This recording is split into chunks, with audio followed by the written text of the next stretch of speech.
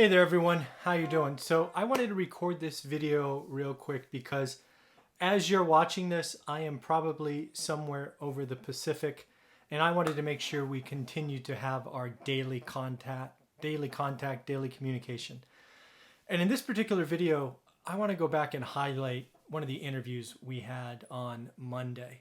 I don't know if you know this, but we actually have 4 guests that come on Monday, Tuesday, Wednesday, and Thursday, all at 8 a.m.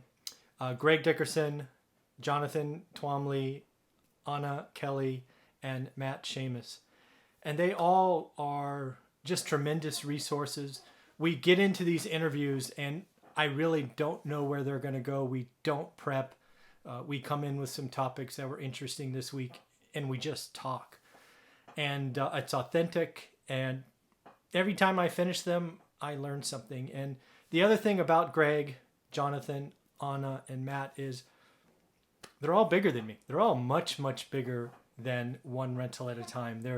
Greg's been doing ground up development for a long time. Jonathan's been doing syndication, is a lawyer by training.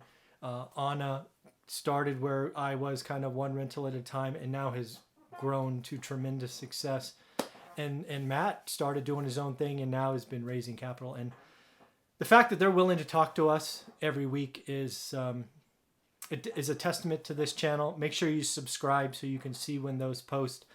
They record every Monday through Thursday at 8 o'clock. They're usually up by noon because I post them or I upload them as I am working out. But I want to go back to the conversation from Greg this Monday. And if you haven't seen it, check out the video. It's titled something like, which is going to crash or what's more likely. And the premise of that video and that conversation got me thinking the last 48 hours. So let's frame this conversation. We're going to talk about single family homes, multifamily, and the stock market. And we're going to talk about what is, in my opinion, what is more likely to crash.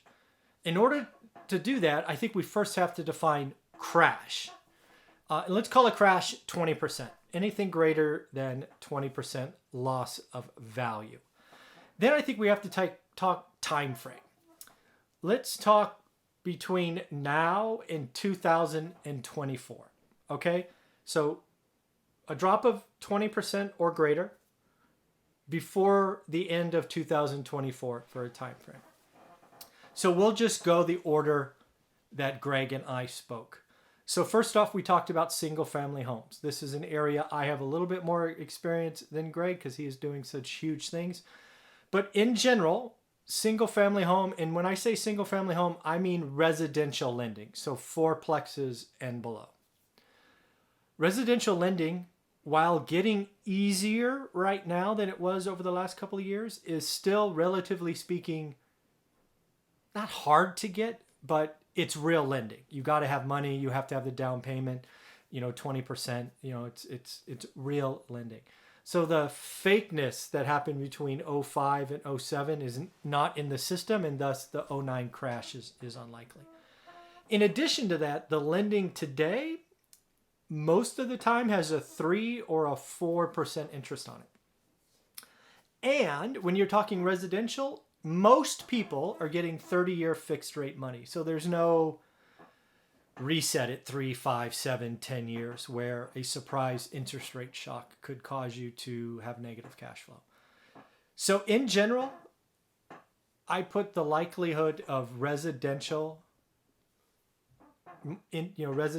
landlord properties falling more than 20% at very unlikely. That said, I do think there's some residential markets that are just ridiculously priced. The one I live in, perhaps, the Bay Area, Manhattan. I think these bubbly markets that are just flat out unaffordable, they could fall 20%. But I don't really consider those. You're not building a landlord portfolio in the Bay Area, right? Unless you bought a decade ago. You're not doing it today. So with those few markets excluded, talking about the nation in general, I see very, very little likelihood that residential is going to fall 20% before the end of 2024. It's just not set up the same. In that to mention rents are going up and the job market and all that stuff. I think the next 4 years for residential, I think residential loans investments are going to be highly profitable the next 4 years. I don't see the setup for the collapse. So next up in our conversation, again, go back to Greg Dickerson on Monday. The video is about 40 minutes long. We talk about all of this, and it'd be probably nice for you to hear his thoughts. We talked about multifamily. And again, my opinion on multifamily is I believe we are already seeing multifamily syndications not pay the preferred return. We are already seeing markets like Texas, where property taxes are rising, become very, very painful, and some people are calling for capital raises already. I see a setup in multifamily because people are taking interest-only loans and doing really, really, really skinny deals. I see a lot of pain in multifamily. And if we have cap rate expansion versus collapse, you could very, very, very easily see multifamily fall 20%. I think multifamily has already seen the peak in most markets. And I think there is going to be I think there may be upwards of 5 to 6 years of pain once it crumbles, which I've always said is 2022 or 23 before the pain comes. Because again, you have to have the reset. You have to see the interest only period go away. You have to have property taxes reset. There's just a lot of compounding things that are already happening, but they need to build up before the general partner and the limited partners give up and give it back to the bank. I expect multifamily to see a 20% drop by the end of 2024.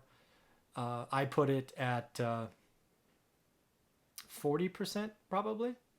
And I see pain further out, right? 2024 may be the middle of the pain. I think the pain resides from 2023 to potentially 2028, 29. I think it's going to be a long time because too many skinny deals, too many interest-only periods, too many bad assumptions. The unemployment's going to turn eventually, and I'm afraid multifamily is going to be very painful. I think multifamily it's going to be the Great Depression of multifamily deals 3, 5, 6 years from now, my opinion. Then there goes the stock market. This is absolutely an asset type you should not listen to me on at all. I am the person who made a lot of money in 99 and lost it all in the bubble of 2000. It came on quick, couldn't get out of the way, and never done it since. But when you talk about a market crash, could the stock market fall 20% over the next 4 years, 4.5 years, 5 years? Absolutely. There's no question it could happen. I think it's likely to happen.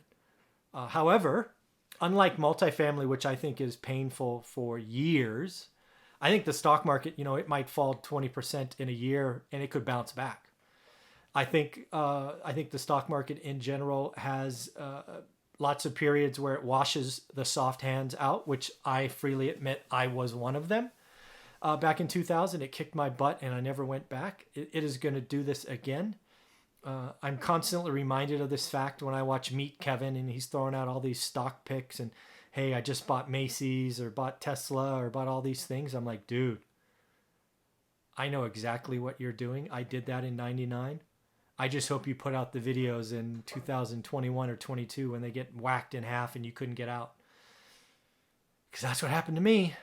It was pretty painful. So while I think the stock market probably has 1 or 2 20% crashes, again, defining that as a crash, I think in general, the stock market is, in generally speaking, is a bet on the U.S. economy. I think the U.S. economy, sure, it has its problems, but over time has proven to be one of the most stable and best investments. So I think the chances of the stock market having a 20% collapse are probably greater than 50% between now and the end of 2024. But if you ask me where are stocks in 4 years compared to today, they're probably higher. History says they'll be higher, but it will be, I suspect it'll be a couple of ups and downs.